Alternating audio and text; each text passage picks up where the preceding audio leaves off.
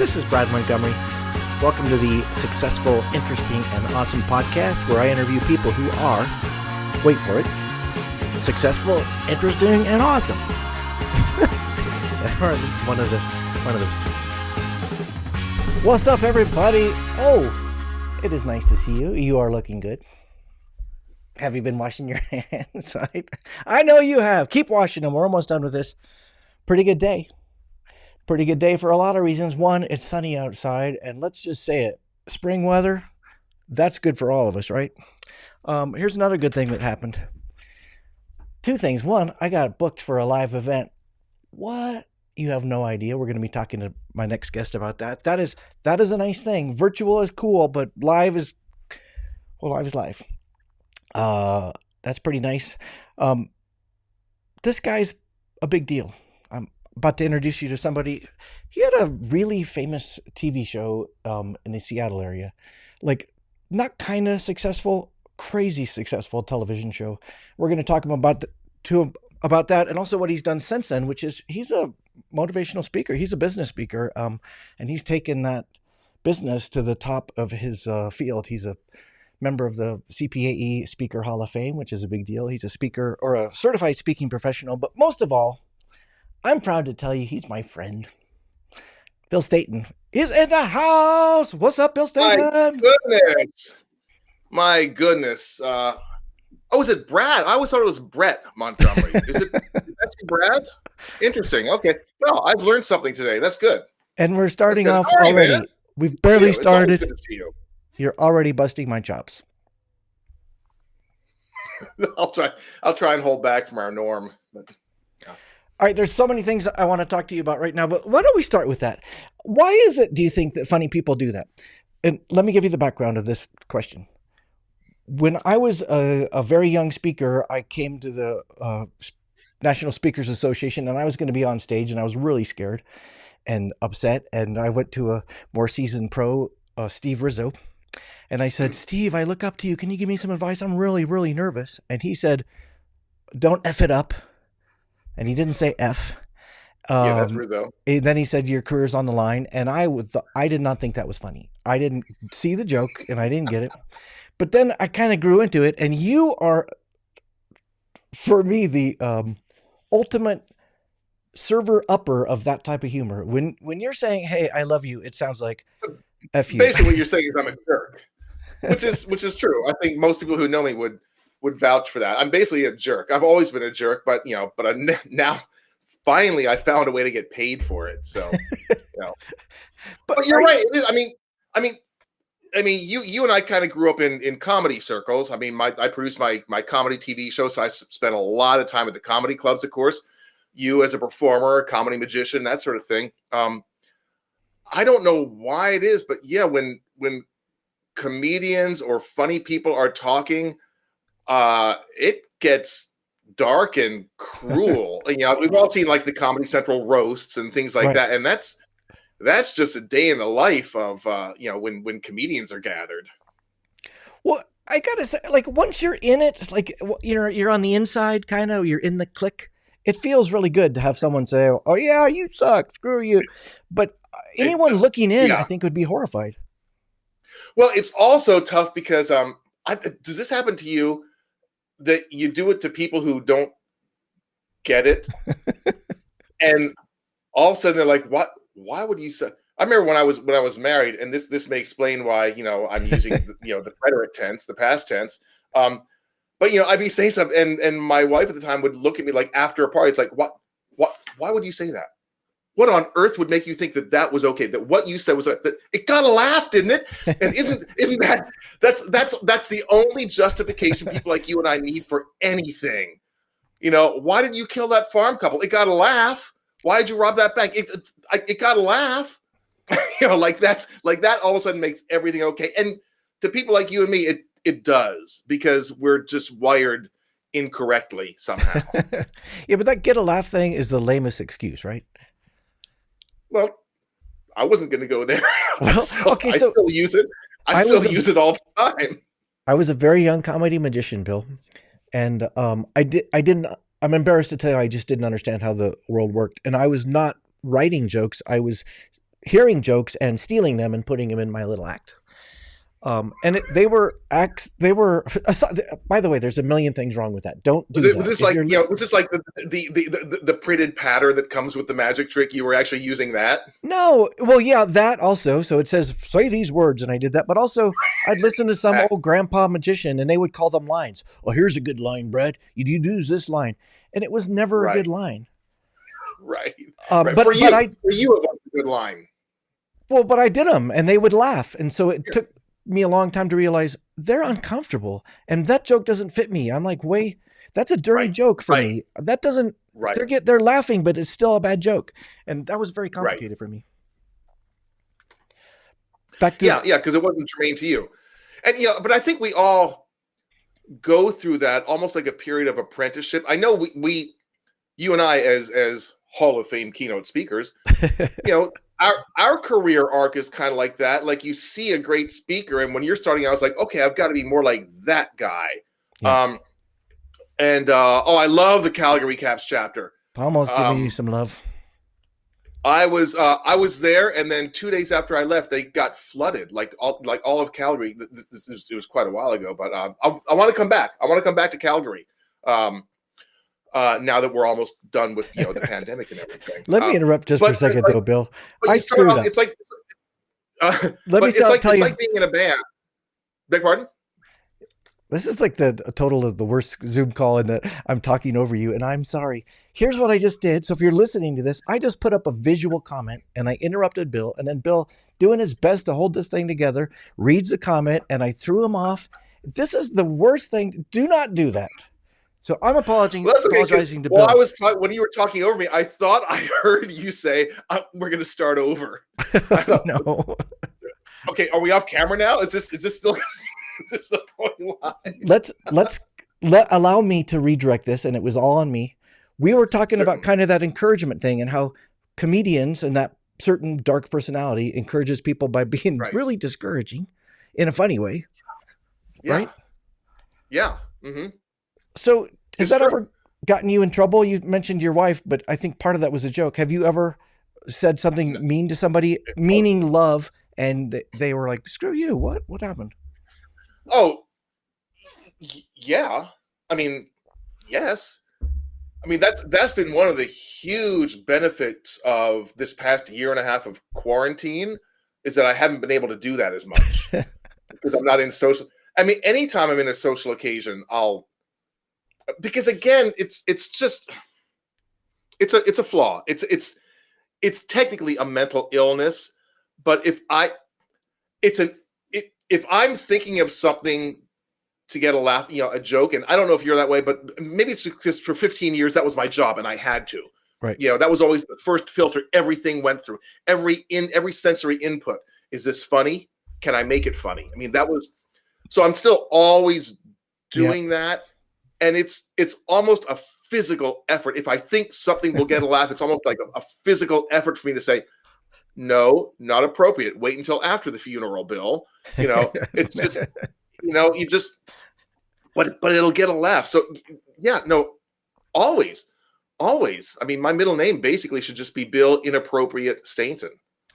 I'm in this this small group thing, and it started because of COVID. I'm involved with a church, which is kind of hilarious because I'm not a religious person, but I like the parties, basically. And so I think that's why a lot of people join churches, because of the party atmosphere, the heavy party atmosphere. Because they're going to bring out the tequila any minute. Come on, let's get through the. Anyway, that's a very progressive church. That's right, the blood of Christ. Wow. Okay. Wow. Then you're things have changed. You're supposed to take a sip, you dumbass, not drink the whole thing. Gosh, fill it up again. Montgomery was here. All right, so I'm in this small group for church, and it's a Zoom thing because it's COVID, and most of the people are a generation past me. They're grandparents. About your age. I still got it, yo. And here it comes. Yeah, come on, fine. Okay, now come on, bring it. But what's happening is that I'm in this small. It's Zoom. By the way, I love being like next to you, because you're finally somebody who makes me look like I've got a full head of hair, like a luxuriant bouffant of hair. Yeah, you do look a little fuzzy. Okay, anyway, back to your So little I'm in church the group. church group, and we're talking about some issue. Like lately, we've been talking about racism a lot, and then here comes little Brad with a little joke, and it's just what you said. Like they sort of laugh, but they're like, they must think I don't have a brain. Like all I do is crack jokes. Right, and when you leave, they all go, "See, that's the problem. That's part of the problem." It's because like here comes this older white guy making his little jokes, and see, this is why we're in the situation we're in, because of the Brad Montgomerys of the world. That's what they're saying when you're not there.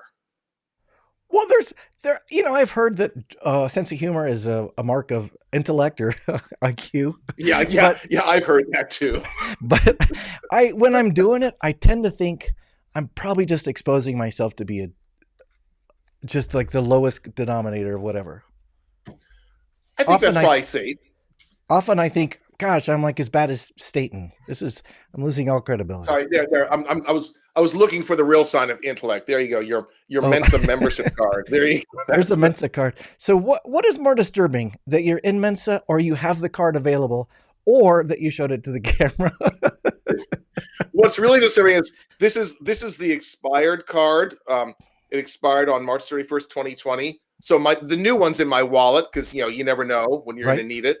But I have this like within arm's reach, just in case I have to prove that I have some semblance of IQ. Although I'm pretty sure I got in some kind of a special program or something. Admit it. You're like the waiter. Some kind of what's the word I'm looking for? Access. I don't know. I don't ever want to take an IQ test, although I wouldn't mind being in Mensa. And as much as I'm ripping on you, I wouldn't mind a Mensa membership card. But I could never take that test, Bill. That's the one membership I never get lapsed, that I never let lapse, because I know I'll never get back in again. Affirmative action. That's what I was looking for. I'm pretty sure I got in under some kind of an affirmative action program. I used to be smart, but whatever. There's no way I'm taking that test, because Charlie in Flowers for Algernon. I know that I'll end up with a lower score than I think of myself as bright, but if I have a test, I know I'll disappoint myself. There was no way I would take that test. This also is how I got through high school. By drinking invisible coffee cups. I like how the coffee cup chroma keys out. Yeah, if you're listening to this, I didn't thought about that. I've got a green screen video set up and a green mug. Yeah, take a note for yourself. That's good planning, Brad. Mm-hmm. Boys and girls, don't do that. That's a professional. That's a Hall of Fame professional there. Just every detail. So we were talking about how you, like, if I was getting ready to go on stage and you came up and gave me a hard time and said, Brad, don't screw this up. Don't F it up. Your career's on the line. I would feel good. Like, oh, Bill's got my back. But I have a story. A really close friend of mine who's kind of a trainer type speaker. And she's a softer personality, and she is definitely not a comedian. A lovely woman. She was getting ready to go on stage, and I think, well, I'll just show her how this is done. So she's all nervous, and you know what I did, right? She's this soft personality, this lovely, lovely person. Well, I'm like, hey, don't F it up here. Your career's on the line. And every drop of blood drained from her face. And she looked at me like, how could you be this much of an ass? This really counts. Why would you put that into my brain just before I... Yeah, not my best. All right, so do you consider yourself an encouraging person? I mean, encouraging to others, or... Like, I'll bet if I say, Bill, who are those people in your world who encouraged you? I'll bet you have some ideas. Oh, yeah. One in particular comes to mind because he just died. My uncle just died a couple weeks ago at age 98. Oh. One of the most brilliant people I know, up until the very end, just interested in everything, wicked, smart, read everything about everything, history, science, engineering, astronomy, politics. Just interested in everything up to, age 98. But back when I was a troubled teenager, right? I was going through like a rambunctious. Basically, I was a jerk. I was just a jerk. Again, I still am, but now I get paid for it. But I was just being a jerk, and my parents didn't know what to do with me. I was born and raised in Lancaster, Pennsylvania, Amish country, and my uncle was a big shot in Wyoming politics. Um, Are and there any big shots in Wyoming politics? well, Dick Cheney is a big shot in Wyoming. Okay. Was a big shot in Wyoming politics. But my parents didn't know what to do with me. So one summer they just kind of sent me off with him. They thought I was on drugs, which I wasn't, but I was, I was acting out all kinds of, let's say rambunctiousness.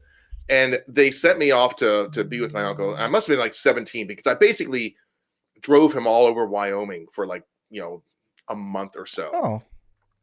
And he would ask me questions while we were driving, like, so Bill, what do the people in Pennsylvania think about the economy? Like, I don't. But nobody ever asked me. I mean, he was asking me the kind of questions you would ask a grown up, and nobody else had ever really treated me that way. Because and maybe my parents tried, but who listens to their parents, right? You're a parent, you understand that. But he would ask me these things, and he would ask me in such a way that even though I didn't know the answers, I felt like he actually thinks that I would know this, and that stuff. And I think it's true. I this is not unique to me, but I'm sure you found this too. By and large, people will rise or fall to the level of expectation that people have of them. Yeah, and we see this with all these experiments with like teachers who are told like, oh, you're next year you get to teach gifted students. And at the end of that year, the teachers go, oh my goodness, it was such a difference. Right. And then the person will say, well, it was actually just random. But because you expect, that's your expectation. I mean, people will rise or fall to the expectation. And my uncle treated me like he expected me to be an intelligent adult. And it's like, wow. So I kind of rose to that. To me, that's such a great story, Bill, because and well told. And well, Yeah. I'm sorry. Yeah, that's even. And well told. But typically, when I think of people who might be an encourager, I would think it'd be someone who says, "Bill, I see greatness within you. There's a giant within you." And I think it's much more subtle and nuanced to hear that this uncle to you just sort of treated you like you had it, as opposed to telling you you had it. Yeah. Well, he treated me as if it were already there, as opposed to you can be great. It's like basically he was saying without saying it, you already are great. It's like, oh, okay. And it is a subtle difference. And yes, I think people can be great and people have all this potential and, all that sort of thing. But you know how they say act as if you're already there? Yeah. Which I know some people think is fake it till you make it, and that's disingenuous. It's not that. I mean, I think there is a lot to act as if you're already there. Like act as if you're already confident, act as if you're already successful, act as if and you kind of take that on. But I think treat people as if they are already there. I mean, you're one of the great proponents about treating people decently, and just you and I both know that by and large the world is a mirror. What you put out is what you're going to get back. And it's the same with people. Like if you treat people, and the reason I'm emphasizing this is because I don't do this all the time. I think we all need this reminder, but treat people as if they are deserving of respect. Treat people as if they are intelligent. Yeah, sometimes they're going to let you down, but probably more often than not, and maybe it's only 51% to 49%, but I'll take those odds. They'll rise to that occasion, and that's what my uncle did for me.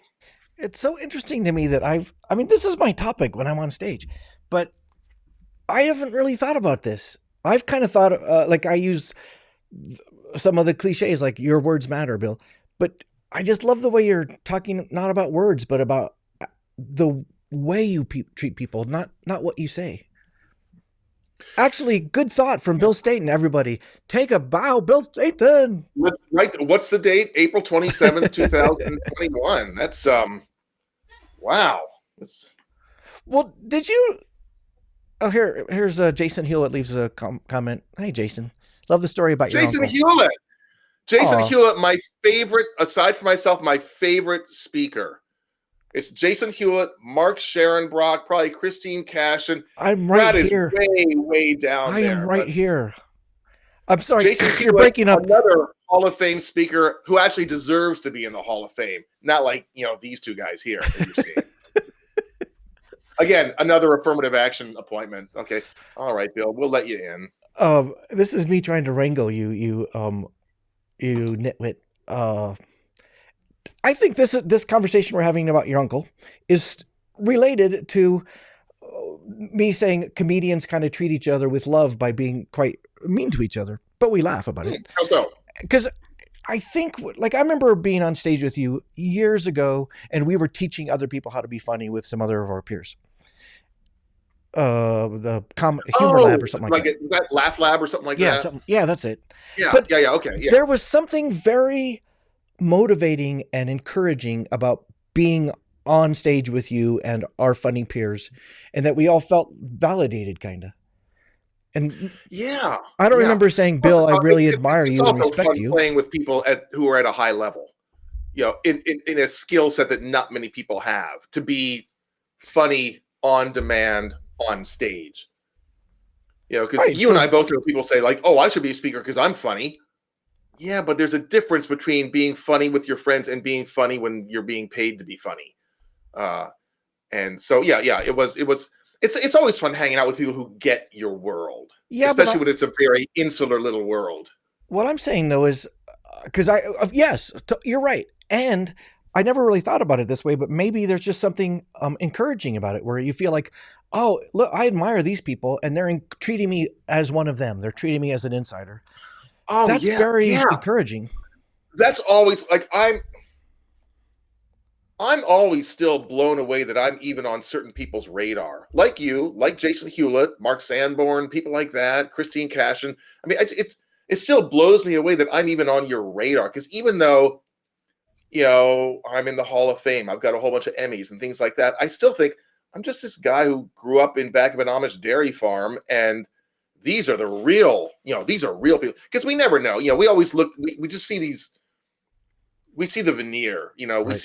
we see what others choose to put into the world. I guess. I don't know. Now I'm just rambling. No, I think you're right. For those of you who are keeping track at home, it took Bill over 20 minutes to mention his multiple Emmys. I've been waiting, and clearly you were not going to bring it up. So one of us had to. If you're listening to this in the video, there's these Emmys over Bill's shoulder, which I honestly am just too jealous to be happy for you. There's no equivalent. So yes, I'm impressed with you. Let's talk about that. We have talked about your television show in the past, but I'm going to try to summarize it, and then we're going to talk about fame. Okay. So the way I think I understand your show is that it was called something live. Wow. And see, I think that's what really separates it, because a lot of podcast hosts, a lot of interviewers would not do the kind of research, that kind of due diligence that you clearly do. It's just because it's called Almost Live. Almost Live. Well, so the way I understand it, it was a Saturday Night Live type show. Yeah. But it was local to the Seattle area, and except for a couple of years when we were on Comedy Central, so we were syndicated a few times. But basically, for most of the 15 years, we were a Seattle-based comedy show.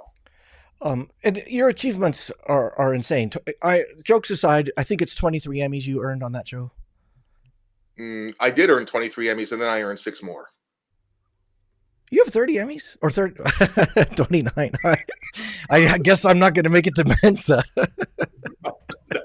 No, do not take that test. You really will just 29 Emmys. Yourself. All right, so what else do we need to say besides 29 Emmys on one show? So you are a big deal, but instead of talking about that today, I'm really interested in talking about what it's like to be that kind of famous, because I have not experienced that mostly.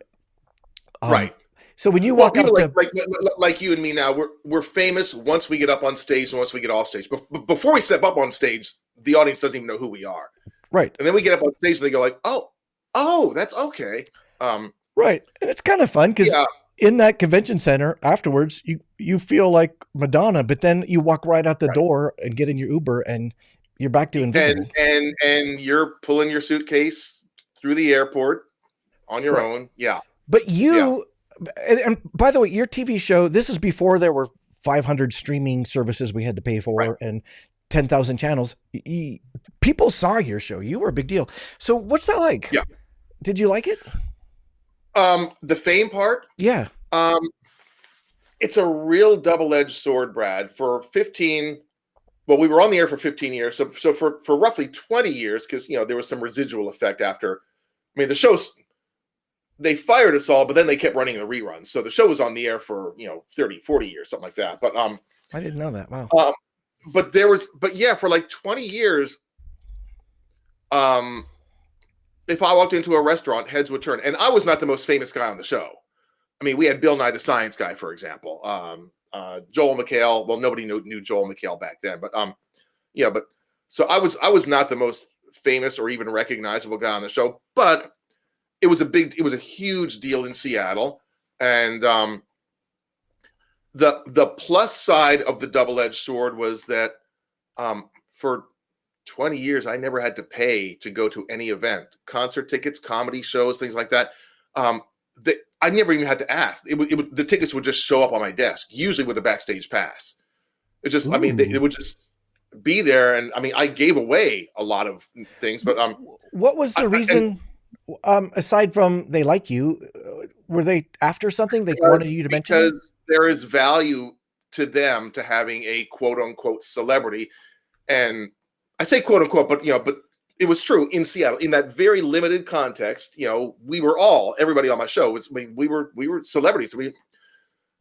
Our big decade was the 90s, and we were hanging out on equal footing with Kurt Cobain and Dave Grohl and Eddie Vedder. I mean, those are the people that we palled around with, because that's when grunge was. I mean, that's when, between Right. those of us on Almost Live and those of them in the music business, and we cross-pollinated a lot. I mean, they were on our show. I've sat in on drums with them, guys from Soundgarden and Pearl Jam and Nirvana and all that. I mean, like, that was cool. So we had the equivalent amount of fame in Seattle as they did. Now you leave Seattle, nobody knows who we are, but meanwhile, Eddie Vedder gets recognized. And like, that's fair somehow. But so it was cool getting the tickets, but what the part that's not cool is you could never assume that you're not going to be recognized. And so your privacy really goes away. I shouldn't share this story, but there was one time. Yes, you should. One of our alternative newspapers, and back then there were newspapers, and one of the alternative weeklies had a section called something like, seen and heard, like, ooh, right. Kevin Kline was in town. We saw him, like our people spotted this. And I was in a bar because I drank alcohol back then. Unlike now? And unlike now. Are you? But I was at a bar, and I went to to go to the bathroom, but my beer was still back at the table, and it was really shouting for me. So, and I swear to you, this is not typical of me, but I went back without washing my hands. Well, apparently somebody else was in the bathroom and it ended up in the paper. Right. It ended up in the newspaper, like, hey, Bill Stainton seems to be a nice guy, and he's certainly a good producer, but don't shake hands with him because one of our intrepid reporters spotted him. It's like, really? And in the early days of the internet, if you Googled my name, that was the first thing that came up. Now I can't even find it anymore. But it was just, like, that kind of stuff is a nuisance. Or I remember going out to lunch once, just, take myself out to lunch, a little Mexican place. And I sat down, I'm enjoying my burrito. And some guy comes up and says, hey, Almost Live. Yeah, I love your show. It's okay. Good. Thanks. Right. Thanks so much. That's really nice to hear. I go back to the burrito, and he sits down and proceeds to have this conversation. And I keep giving him these exit cues. Mm-hmm. But somebody said to me, and he just wouldn't leave. I said, well, okay, listen, thanks for stopping by. You really made my day. Oh, he's at your table sitting down. Yeah, no, he's just invited him to sit down at the table. And as somebody else said, oh, he didn't understand the conversation arc. that, I kept giving him these like, okay, well, thanks so much for stopping by. Yeah, because blah blah. Blah. No, that was an exit. That was an exit line. But so I know I'm whining about this. Meanwhile, I'm getting free backstage passes to go see the Rolling Stones. That's so I know it's. I didn't think about the free stuff. Does it happen where you're at the bar and you order a bourbon and they say, "Oh, it's on me because you're Bill Stainton"? Very rarely did anybody buy me a drink. I was so upset once. The host of our show was a guy named John Keister, and one evening I walk into a bar, and with a duck, and no, as you know, I walk into a bar, and people look at me. It's like, are you guys shooting something around here? Because like John Keister was just in here. I said, really? I said, yeah, oh my God, he was just here. I'm like, everybody was buying drinks for him and all that because it was great. I'm like, oh. And then I wait and nobody buys me a drink. It's like, if you're not going to buy me a drink, don't tell me that you were just buying drinks for one of my, for one of my other cast members. Don't. That just makes it worse. But the free, I do remember the first time after the show was off the air, when I actually wanted to see something. I think it was like John Cleese or something like that was coming into town, and I wanted to go, and I had to buy a ticket. I thought, this is BS. This is what? I also remember the first time being in a restaurant. I was having lunch. I remember this distinctly. It was so weird. I had two simultaneous thoughts, and it was the exact same words but different inflection. The first thought was, nobody recognizes me. Mm. And the simultaneous thought was, nobody recognizes me. Yeah. Yeah. But even now, if I'm in Seattle, I get recognized maybe once a week. And again, this is like pre-pandemic and post-pandemic. But again, I can never assume that I'm not going to get recognized. So I still always. And the thing is, even though the show's been off the air since '99, anytime I'm recognized, I'm on company time. And you and I know this because it's like if we do a gig, right, and then we go back to the airport, and somebody at the airport recognizes us, because if we were the closing speaker, they might be there also. As soon as they say, "Oh, I really liked your speech," or "I really really like your program," we're on company time. Right. I think that's cute. Okay, we can't let it down yet. Can't let the energy down yet. I think that's cute and very generous of you that you think somebody would recognize me in the airport and say they liked my program, as opposed to, well, I endured your keynote. I endured your keynote. That's good. That's good. Yeah, that is a mixed bag. Like when you're on the plane and then here comes 10 people that were just in the audience because it's getaway day or whatever. Because now you're still doing the show, right? Do you change your behavior? Because if I see people who were at the show, yeah, like do you suddenly not order that bourbon or? Oh no, I'll probably order the bourbon, but I'm on. Right, sure. You've got to have that energy, and because they want you. This is going to sound horribly vain, but they want you to be a star. If you were up there keynoting their event, they want to think that you're. It's like this is just horrible, but you and I, back in the day, and hopefully in the future, we fly a lot, so we tend to get upgrades. Mm-hmm. Not all the time, but I miss that.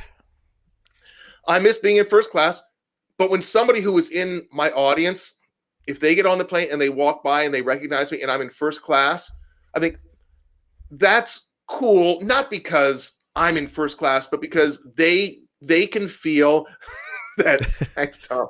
Tom Hobbs is joking me about enduring the keynote. They can feel like, oh, this guy must be important, and he was our keynoter. Right. All right. Well, we're still on fame. Plus, you get free drinks in first class. Let's talk about that. So you and I both know Leanne Tiemann, who's a fantastic speaker. Yeah, another Hall of Famer. She's a Hall of Famer, isn't she? Yeah, she is. Yeah. And we had a conversation once, and I need to recap it because I'm going to ask you where you fall on this. We were talking about the very lovely thing that happens after our keynotes, assuming it goes well. Mhm. and assuming they're not enduring it. And that goes like this: people come up and they say nice things, maybe, or they want to take a selfie, or you write in a book or whatever, and Right. it's very Yeah. Yeah. flattering. Usually somebody else's book, but still. Yeah, I'm usually writing in your book. Yeah, I'm writing in Jason's. What I'm doing is crossing out by Bill Stainton and writing Brad Montgomery. That's how I get all I my just glue. spent my name Jason Hewlett. You know, it's fine. Well, I was telling Leanne, we were talking about how you handle that, and I was saying I tend to downplay it, and I say, "Oh shucks," and I can't, I don't remember the words, but I'd kind of make a joke, and the joke went like this: "We're all the same, and we were in it together, and I'm really nobody special. I just happen to be the guy who was on that stage." And she took me to task in a way that That, only Leanne can do. that does sound like you, and I'm going to take you to task a little bit on that also. Right. So she was saying, I think what you were just saying is they want you to be that person for them. Yeah. And she kind of said, "How dare you, Brad? If they're projecting a guy that's a little bit better than you are, and a little bit more famous than you think you are, and a little bit slicker than you think you are on you, then your job is to take that and not deny it." And I think you could do that because you are so genuinely yourself. I mean, you are one. You are exactly the same on stage as you are off stage, and you're amazing and witty and friendly, and you really love people, and that shows both on stage and off stage. Aw. Yeah, so I think you don't have to be self-deprecating. I think, I mean, I used to do that more than I do now because I just do not take a compliment well. It embarrasses me, so I'm not. But I've Mm. finally learned to say, oh wow, thanks, you just made my day. That's kind of one of my stock lines. And by the way, if anybody listening to this has heard me say it, yeah, I'm sorry, it was a stock, but because I don't know what else to do. Right, right. I don't. It's an awkward situation for me, but it's an occupational hazard. But yeah, I mean, you don't have to say, yeah, that was good, wasn't it? Right. But just say, wow, thanks. You really made my day. But they do want to think that that that you're up there for a reason, and it's true they are. Like when I've seen you on stage, and you're really good. And when I watch you, I think, wow, I wish I could be that good. Now I am that good in other ways. I do different, but I can't do what you do. I can't do. And I look at you like that is somebody special. I mean, there is a reason you're on that stage and the other people are not. There's a reason, and you've got to validate that there's a Yeah. reason you're there. I think there's something You're too not with you. you're not going to, are you? So No, Leanne and I, we're just I'm thinking. You got me going. First of all, that was very kind of you. I was listening, and thank you. And the things that you can it's true. do. It's true. You really are. If anybody's watching this and looking to hire a keynoter, hire Brad. If he's not available, come to me. But And then if Brad's you, your person. I was gonna make a If joke. you're really desperate, then they're right. I think part of what I'm learning as I grow up, and so I'm 55 now, and I feel like I'm honestly, Bill, I feel like I'm just hitting my stride as a keynote speaker. Which, if you would have told me a younger version of me, I would have said, "Oh, I'm just hitting my stride," but I was wrong. Now I really think I'm getting better, and part of that is what you're saying, like just owning it and saying, putting a little weight behind what you say, knowing that they're listening and that they, for whatever reason, I'm holding the mic and they're listening to me and they look up to me, if for no other reason than because I'm on a platform. Yeah, Then yeah, just and they own have that. to. I mean, yeah. But I find as I've excuse me, and I'm going to use the term loosely, matured as a speaker. Um, I've gone through the stages of I want the applause, I want the standing ovation. Yeah, it's still nice to get, but it's just I mean, I really am at the point of am I delivering something that's going to be valuable to them, as opposed to am I just putting on a good show? Right. Because I've always been able to put on a good show for them, just because I paid my dues in TV. I mean, I know how to put on a good show, and that used to be enough for me. Now I still want to put on a good show for them, of course, whether it's virtual or in person. That's what they pay us for. That's what we're supposed to be better. We're in the Hall of Fame, for crying out loud. We're supposed to be able to do that. So, but while that used to be enough for me, now it's, but Yeah. is this going to change their lives? And I don't mean my life was changed, but even if it's just like, well, you know what, that's, I can use that. I can start using that tomorrow, and that'll make my life better. Maybe not on a cosmic level, but maybe just one little thing. Oh, that's a good. Oh, I can use that. Like, am I actually serving them as opposed to just entertaining them? I love this conversation because had you told me, well, actually, I remember a speaker that you and I know. I'm gonna not mention this person's name, but this guy's Mhm. a blowhard, and he was like, "Well, I'm always there for the audience." That really does not narrow it down as much as you might think. But it was all about, I was, we were talking about techniques to engage the audience and kind of win them over and be better. And he was Yeah, saying yeah. kind of what you're saying, which is just be there in service of the audience.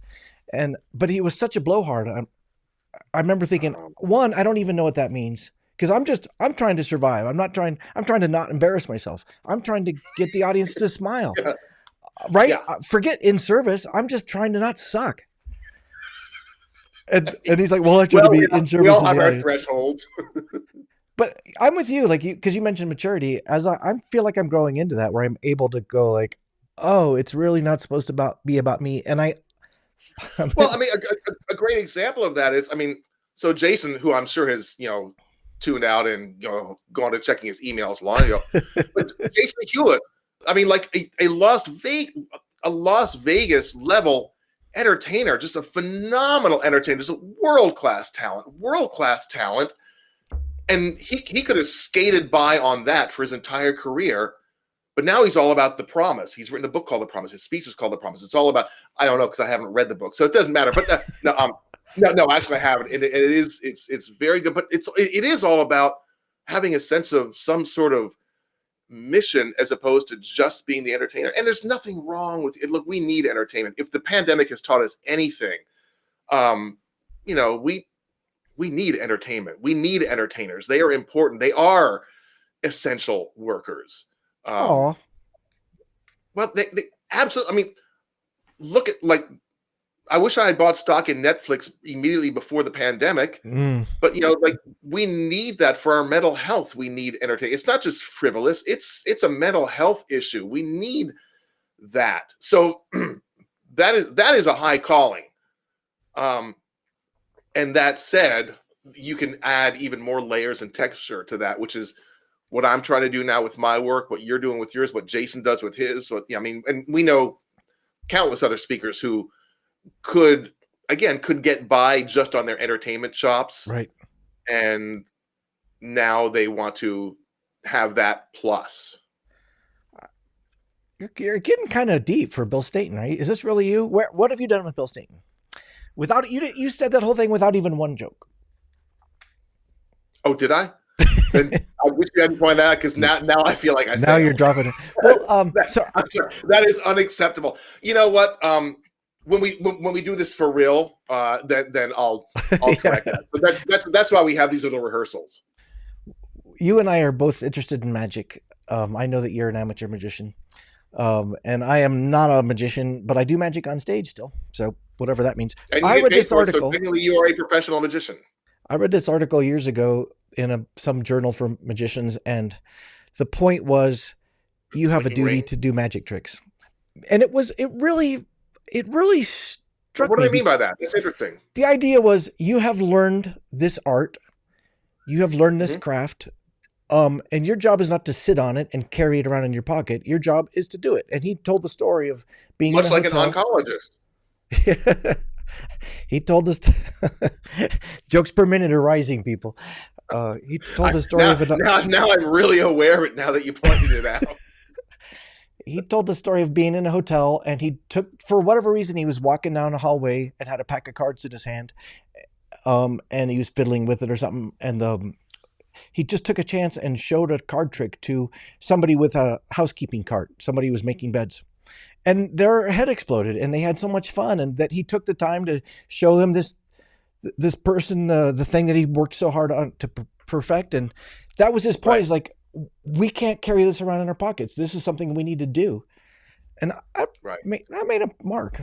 Although probably not on a first date. Yeah. I've been When watching. my I mentioned that I had been married.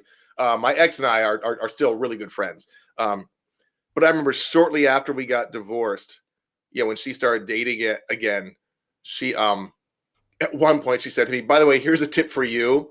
Um, if you really want to impress a woman, do not juggle for her on the first date."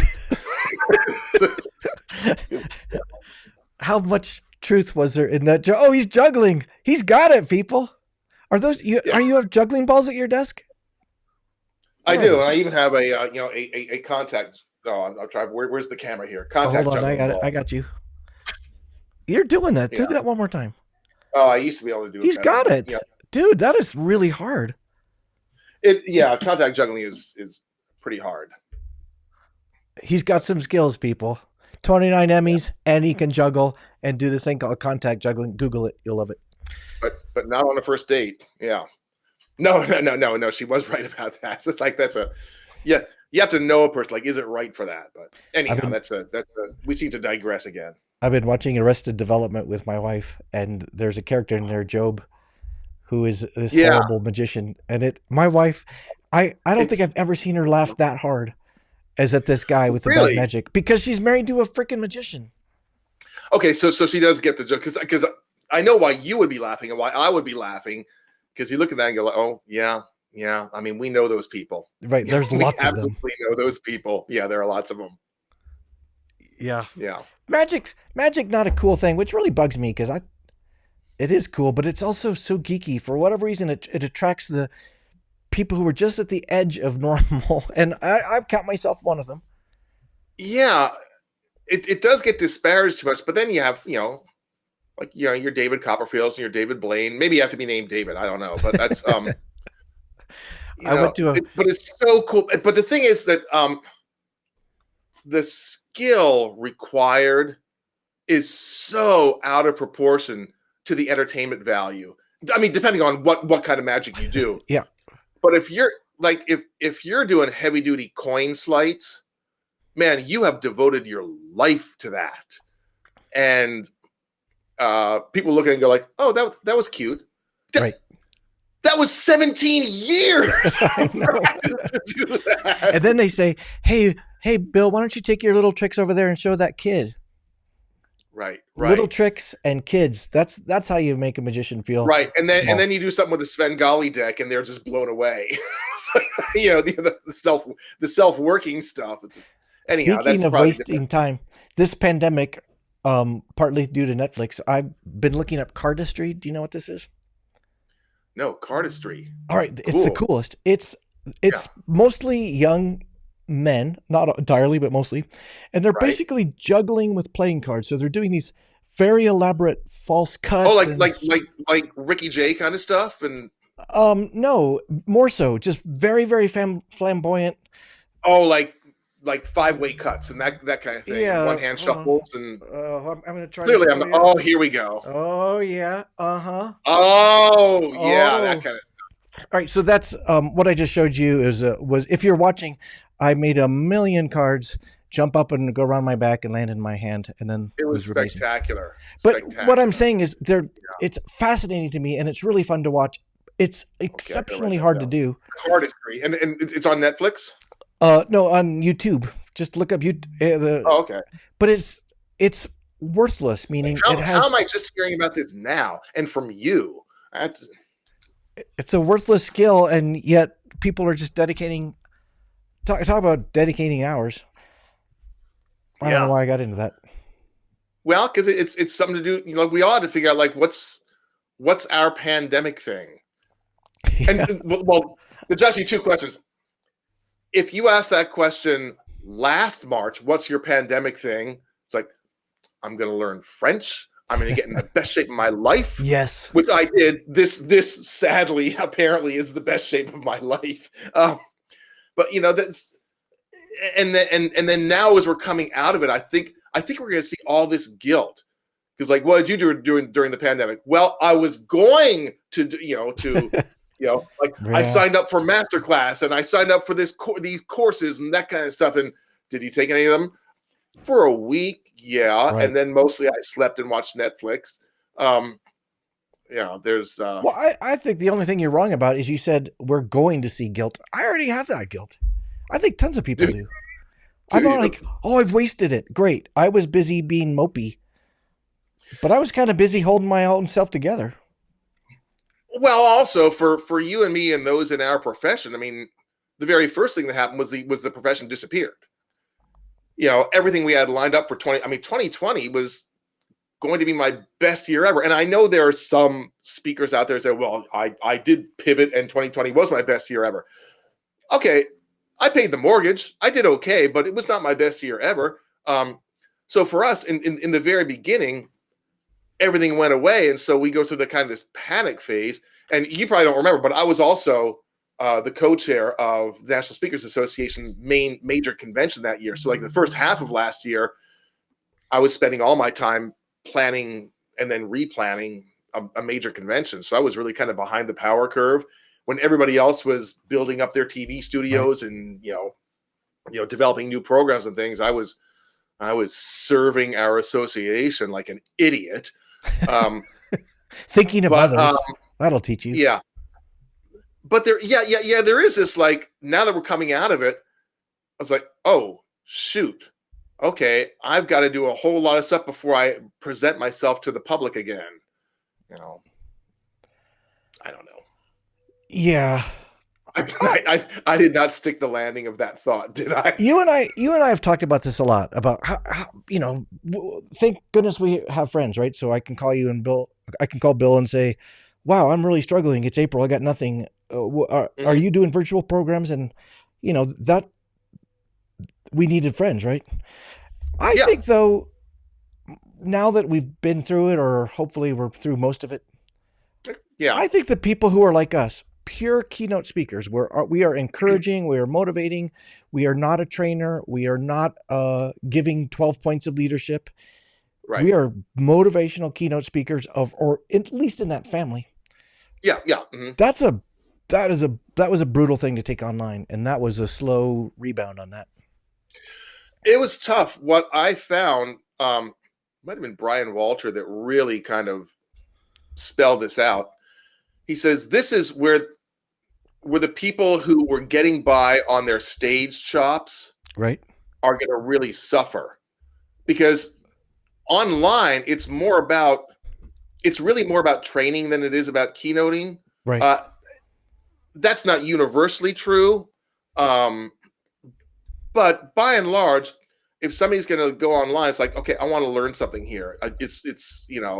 Um, so it was tough for those of us who were, you know, basically relied on our entertaining stage chops, because that was a tough transfer, and we did have Right. to transfer into, okay, what's the value? Like, what do people need? I mean, which we never really had to think about Right. that much. What do they need? They need an entertaining opening keynote. Boom, here I am. Right. Uh, but now, for a long time, it started to turn a little bit once people realized, oh, our Google or our Zoom meetings suck. We need, some excitement, some energy. So yeah, then, obviously, the calendar started filling up a little bit more, but still it was okay. But what value do you have as well? What value add? So it's going to be interesting when, I mean, I'm looking here because my wall calendar's there, and I'm seeing, the dots for like the fourth quarter and stuff, October and early November and things. I am wondering what the dynamic. Well, first of all, I'm wondering, am I going to remember my speech? Am I going my big fear is, like, first of all, like, where's the airport? And I'm going to Right. get there and open up my suitcase, like, oh, I forgot to pack pants, because Right. I've forgotten these skills. I've forgotten how to do these certain things that we used to do, like, 3 times a week we'd be getting on airplanes and that. But I also wonder what the dynamic in the room is going to be. I mean, first, if they're socially spread out, that's a different dynamic, as you and I both know. Right. But even beyond that, um, are they going to be, like, so hungry for this that they're going to be incredibly receptive, or um, is it going to be a weird, different dynamic? How much do we Right. address the pandemic? How much do we just say it like the elephant in the room and then move on, or Well, so could I was on stage last week. Can I tell you about it? Yeah, please do. Awesome. So it was the weirdest deal because, they called and said, we want you in person. And my little head sort of exploded because I've been a little anxious on the continuity of not worried about COVID versus worried. I was on the pretty anxious part. Are you vaccinated? Yes. Have you Oh, had 2 shots. two Got them shots? both. I get my second one tomorrow. Oh, I'm glad to hear that. Congratulations.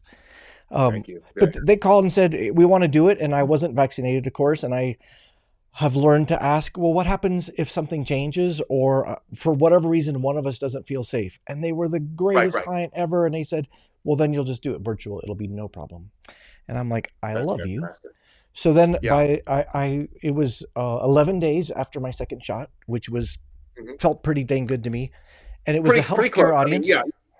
These people I'm sorry. run nursing homes. Say that last part again? It's a About the healthcare audience? audience. Got it. They run nursing homes, like own and run nursing homes, 100% That's a vaccinated. tough gig. So Right. I got it was at the Gaylord, this mammoth property here in Colorado. Oh, yeah. So no airplane. All right, so I get it. First thing that happened is I get into the convention center, which was abandoned. You could land planes in the convention center, nobody's in sight, and I was giddy. I'm like, it felt so good to be in that stupid hotel. And then I'm walking, and it was a zombie apocalypse, Bill. No one is there, but it felt so. I was just in such a good mood.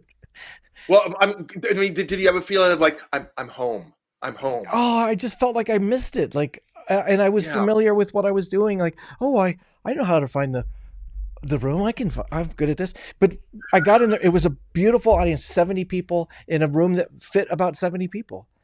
And they shut the doors. Awesome. So you had that synergy. That right. Yeah. They did not put it in a massive group because, again, they have been vaccinated since January. Right. They felt safe. Right. And so I just made a decision, and I hope I wasn't crazy, but I said, all right, I guess I feel safe too. And all the masks were off, including mine. I got weepy on stage, Bill. They were laughing, and I got a little weepy. Oh, I was so happy. Well, that's the way to do it. I mean, I have not done it in person yet. I've got one coming up in a couple of months, the first one, and it's you really want that dynamic. I mean, you got to speak to 70 people in a room that's built for 70, as opposed to 70 people in a room built for 1,000. Right, that would be tough because the energy just gets completely dissipated. I mean, that's really tough, especially if laughter is a big part of of your program, which it is for you and it is for me also. You want that densely packed audience because laughter breeds laughter. Of course, it's contagious. But that is so cool. So did the chops kind of come back? Was it a riding a bike kind of thing? It was totally. I have a confession to make. I went with old material because I knew I'd be nervous and I wanted stuff that I really knew. But I was also really vulnerable. Like, I told him I was nervous. Told him I was worried my material wouldn't be relevant because it was pre-pandemic. But also, I haven't done crap. Like, because I told him the truth, Bill. You and I generally go out in life and experience things, and then we go on stage and tell them those stories. And I'm like, I haven't done anything but watch Tiger King and wear out my Crocs and my jammy pants. I got nothing. And and it turned out I got nothing. Funny. Thank you. Here, thanks for the check. I got nothing. Well, I don't have a recent experience. I'll do a coin roll. Look, confetti. Woo! I know. But my sense, though, Bill, is that they wanted us. They wanted someone to take them out of themselves, someone to give them a vacation from their life, someone to help make sense of what we're currently feeling. And in a way that you and I know how to do. It's so weird. So you say these are people who own nursing homes, run nursing homes. Yeah. That's a tough gig. I have a sister who lives in Chicago. She's disabled and she's in skilled nurse or assisted living, and they can't get CNAs. Who are the people who actually do they're all across the country. They're short staffed. They can't find good people because they can't pay that well, and it's a miserable job. It's a dirty job, literally a dirty job. And and here we are complaining about, well, I didn't get to go. I didn't get to do a 5-figure keynote. Yeah, because the pandemic. And man, these folks, It was easy to that's feel that because just, I told him the truth, which is this has been hard for me, but I see that you were dealing with death and you were dealing with chaos and scared families and mental health, right. and no one's giving you a break because you just the way it works right now. And Right. but it just felt good to be able to feel that with the audience. Yeah. Yeah. That will. I'm a little nervous just because, and maybe you and I have talked about this, but you know how, and this is like inside ball for speakers. You know how like the calendar tends to be full in October and like the first 2 weeks of November. I mean, those are the big, and and obviously there are other months, but those are big. But then like the second week or third week in November, when we start to hit the holiday season, the calendar, we just kind of figure, okay, we're pretty much done working until the second week in Yeah, January, give or right. take. But there's always those first couple gigs back in January. That's you just you gotta dust off the program a little bit. It's like, oh, do I remember that? And again, it still is a little bit of that, like, oh, how do I pack? What do I normally bring? And what's all this stuff? And how do I get back on the Right. United app and do this? And like dusting off the skill Sure. set. And now it's been a year and a half. But so I'm really glad to hear you say that.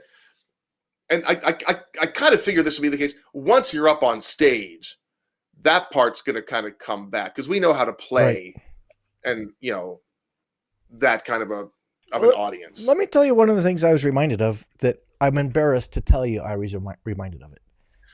This is I told you my embarrassing thing about not washing my hands. So because I was so excited about being in front of an audience, I was able to be very present for that audience in a way that I should do all the time, but I'm just telling you it's hard because often you and I are on stage and we're thinking about the airplane that takes off remarkably quickly after the keynote, or we're thinking about something we did wrong, or maybe we're thinking about the fact that we have a cold and we don't feel well, or we're trying to remember that new bit of or the material. person before us went really long, so we're having to cut stuff on the fly while right. we're doing the tap dance. We're thinking ahead. Can I cut this, or is this going to refer back to Yeah. So we've got we're thinking about we've got the performance, maybe. and then we've got the conversation. Right. That's happening. So that day I was doing material I already knew, and I was just able to be for that audience, which sounds so sappy, but it was magical. And the material didn't matter. Savvy. I was on a I was a guest speaker on a webinar last night for a person who teaches a course in TED Talks, how to do TED Talks. Oh, cool. And I've done one, so I did the same. And I said with the TED Talk, I rehearsed that more than I've ever rehearsed anything in my life until I was sick of it. I rehearsed it. But here's the analogy I used. It's like if you play a musical instrument, and I play a bunch of them, and you're learning a piece. There's a part where you're just kind of like trying to figure out what the notes are and how to, where you should put your fingers and this, that, and the other thing. And, so you do, and you kind of fumble through it. And then you get to a point where you can finally say, oh, I played it all the way through without making a single, come on, say it with me, Brad, without making a single wrong note. Mistake. Okay. Sorry, did I fail? I failed. I thought I don't have to feed him this much. He's going to pick up on that. But clearly, I played it all the way through that without making a single mistake. Mm-hmm. And the point I made was like that's where the amateur ends. That's where the professional begins. Right. Because if you're playing music that you don't know very well, just like if we're doing new material, there's a part of your focus that's on what comes next. And oh, that's right, I need to move over here now or something like that. Whereas if you know the music so well that you don't even have to think about it, now you can focus on the performance. You're no longer just playing notes. Now you're playing music because you already know the notes. I mean, the notes, you don't even have to think about them.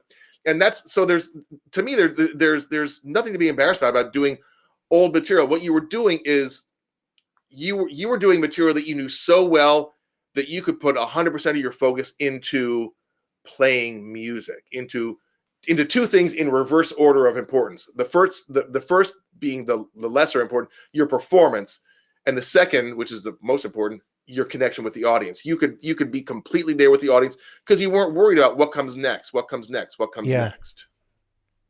I think that was It a was good cool. service for them. I think that was a good call. I love that metaphor about the music. There was a neat thing that was just I was just able to put myself in their shoes for that day.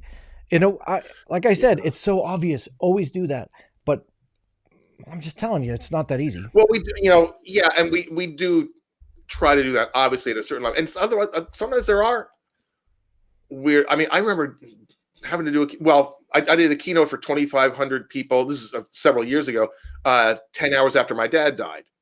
Oh, That was tough, but but the audience doesn't need to know that.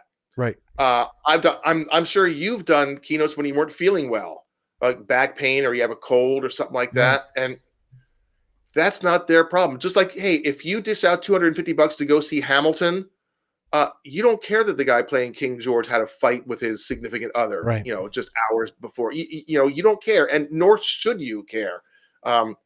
So yeah, I mean, that is our job, and that's always the goal. We don't always hit it. I'm reminded of something that John Cilio told me, another Hall of Fame speaker, and the Hall of Fame for is this. It's called technically it's the CPAE, which stands for something that nobody cares about. But he was another CPAE recipient. He got his before I did, as did you. And but he told me once, he said, I try and re-earn my CPAE every time I go on stage, which is a great goal. And you don't always hit it, but as long as you're aiming for that, as long as you know what it feels like when you do hit it, you're still going to be better than you would if that weren't your goal. I, on the other hand, every time I go on stage, just try to make it less awkward that they accidentally gave me that. You know what? It is not a part of my introduction because I don't want the bar raised that high at the very beginning. Well, plus, I put it in my introduction before, and it goes like this. The reader, no matter what they say, the client is going, Bill Stainton has done this and done that and 29 Emmys, and he's a member of the Speaker Hall of Fame. And then they stop Bill and they say, is that real? Where is that? Is that for real? I haven't had that because, again, it's not it's in the bio, but it isn't in the introduction. So, yeah, it means nothing. Is that a real thing? No, it's amazing. Well, thing. plus, it's nice. It's a nice accolade, but the audience doesn't care. They just want to know, nice, are you going to deliver? Yeah, the audience doesn't care. As I've said, and I'm sure I'm not the first person who said this, today's audience doesn't care about yesterday's standing ovation. It's just, they don't care. It's like, what do you got for me today? You're only as good as today's performance. Yeah, which is super cliche, but so true, right? It's easy to dismiss those cliches, but all right. Well, you and I both know. I mean, it doesn't happen at our level very often. But on the other hand, the bar is pretty high. Like, if I don't hit an absolute out of the park home run, I feel like I've failed, even though it might be a really solid triple. And I mean, most of the time it is an out of the park home run, but not every single time. And those times where it's not, I go home on the plane and just think, like, I should get out of this business. I don't even deserve it. I should not even be a speaker. Listen, I'm the worst. I'm the worst that's ever. We are so hard on ourselves. Well, for the record, you really should get out of the business. Well, and that's mostly what I've been doing for the past year and a half. It is. I mean, it is true that theoretically, when we're not that great, we've done it enough that we're not horrible. But I think Right. people would be astounded to know that no matter who you are at whatever level, if you're on stage, there are such things as bad nights. There is that's why it's live. It's a risk. Yeah. It is a risk. It is a risk. And again, hopefully we're good enough that our C work is equal to most everybody else's A work. So and our A work will just blow them away. I heard Dave Chappelle talk about a night he just was horrible and they wanted a refund. And he's like, basically, no way. And he said, I get tried. I'm like Evel Knievel. I get paid for the attempt.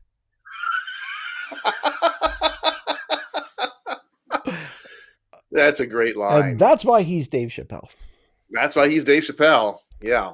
Oh, that's funny. Dude, I feel like we could go. I have all these questions I never answered because we just were. I know we haven't talked about any of the stuff that you said we were going to talk about, but that's okay. I'm grateful for you for saying yes to this. Oh, yeah. You're an easy yes. When it's Brad Montgomery, you are one of the few people who, when I see your name come up on caller ID, I'll actually think about answering. Wow, and for the record, you never pick up, so that's wow. Okay. But at least now you know that I've thought about it. I thought, no, I like what I'm doing now better. Whatever. One of my favorite memories with you, Bill, is we'd known each other a long time, and we already trusted each other and already knew each other's work and had respect for each other. Or I, I had respect for you anyway. Well, again, small R respect. And we were volunteering for NSA. We found ourselves in a courtyard inn, and I had a whole bunch of bottles that they had given me from being in first class of little bourbons and scotches. It was like Santa with his bag of presents. He's like, you dump them, and they just dozens and dozens of these little airplane bottles. Thank you, United. If I'm not mistaken, pure spring water. Yeah, and we drank some of those, didn't we?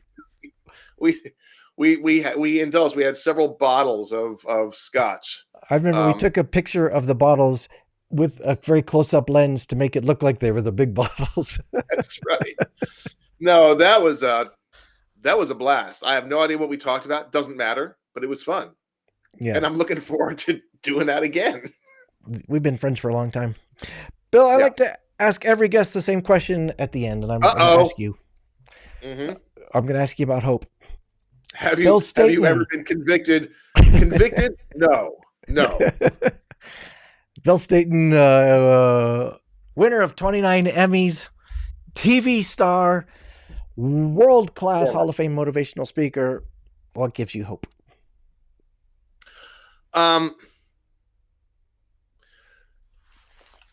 What gives me hope is the fact that we have choice. It's not so much that things give me hope, but that we can choose hope. We've got control of it. It's not like we're just wandering blind through our lives all of a sudden. Oh, look, here's hope.